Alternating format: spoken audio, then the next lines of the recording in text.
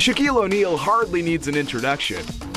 His dominant play and larger-than-life persona brought him tremendous success on the court with multiple NBA titles. I'm outstanding. Away from basketball, he's built up a business empire with a far reach, entertainment, restaurants, and retail.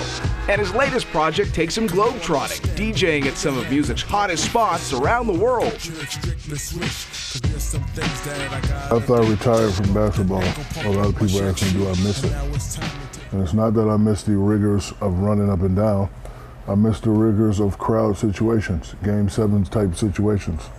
So any great DJ that does festival, that does parties, you are in control of the crowd. It's like being down by one, hitting a nice baseline fadeaway, or it's like a guy trying to guard you and you just dunk on him and you embarrass him. It's all about the crowd. So I've been rocking crowds since 14 years old. So, you know, for me, it's always been two things that bring people together. That's sports and music. And I happen to be dominant in both. So I don't make a lot of money. As a matter of fact, I don't know how much money I make. I don't really care. It's all about enjoying the fans, rocking with the crowds. I think I'm the only DJ that goes out in the middle of festivals and no bodyguards and let 20,000 people just jump around them. That's gonna be my, thing that you remember me by. So it's just about having fun. And DJing is similar to basketball. In the world of music, you got a whole bunch of great DJs that make the sport look good. It's like in basketball, you got a whole bunch of great players that make the sport look good. So it's not about me trying to be the best DJ. It's me adding my contribution to the sport of music. And I'm just out there having fun and been on a little Shaq tour. It's been a success. Part of the reason Shaq has found success in so many ventures is his willingness to be open to new ideas and finding ways to incorporate basketball into his projects. We had a show in China, which is unbelievable. And let me tell you how I got involved. I've always been to rap concerts and shows and lists, but I've seen something I've never seen before. My girlfriend took me to this Tomorrowworld thing in Atlanta. It was in the middle of nowhere. And when I came beyond the ridge, there's 1 million people out there. I felt like I was in a Mad Max movie. Got these big mountain thingies and boom, boom, boom. And what I realized is no security guards, no fights, no problems. People were just out there to jam. So first guy I saw was Tiesto, and I didn't know who Tiesto was. They said his name, went crazy. But once the beat dropped, I always say it's 1 million, probably wasn't that, probably like 400, 600 out, but from where I was at, looked like 1 million people. Boom, boom, boom, boom, boom, boom, boom. I was like, man.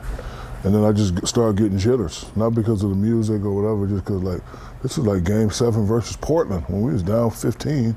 Or, this is like, coming to Toronto playing in the Air Canada Center. And, Vince Carter just goes baseline and throws it out. I had that feeling again.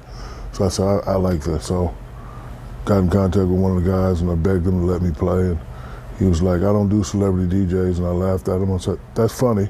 One, I'm not a celebrity, but I am a DJ. Just give me a chance. So he let me do Tomorrowworld for free. And I rocked it, of course. Then I did one in Belgium. And then the guy that was giving me problems, I made him an offer he couldn't refuse. I hired him as my manager. So now, going on tour. Love you, Joe. And just as important to Shaq is finding businesses and brands that complement his larger-than-life personality. I do understand branding, but also understand simplicity. You have to give people a good product. You have to give them a real product. Now, one thing about people is they'll be able to tell if the product is real or not. So, my thing has always been to inspire people, make them laugh, and just be humble. It was a myth that big guys couldn't sell. I wanted to break that myth. Because even though I'm a big guy, I'm a little guy that's, controlling the big guy. So I wanted to be the first to, break that. So I've been lucky, and, but again, I just, stick to my core principles. Be respectful, be humble, be nice to others, treat others as you expect to be treated, and just be real. And I think if you do that, then everything, fall in place.